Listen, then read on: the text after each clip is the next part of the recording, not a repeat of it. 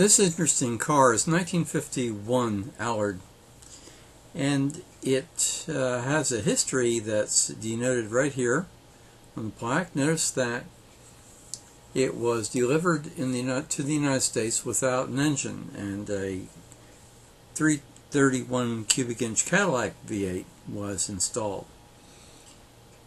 These cars were available with flathead Fords, flathead Mercurys.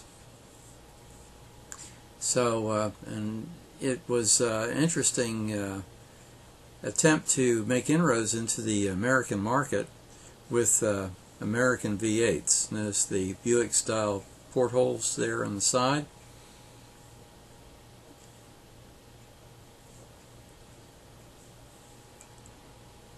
The car has had a change of interior color. That's beautiful. Nice machine surfaces there in the dash. 4-speed Borg-Warner transmission.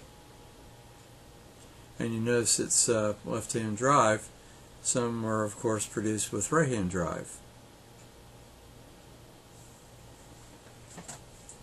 An earlier model, the J2, had round tail lights, and this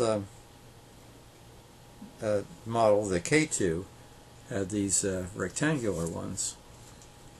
And the K2 was evidently not originally available with the Cadillac V8, but this one has it, and probably because it was installed here in the United States. And these things could go fast, maybe between 120 and 130 miles an hour.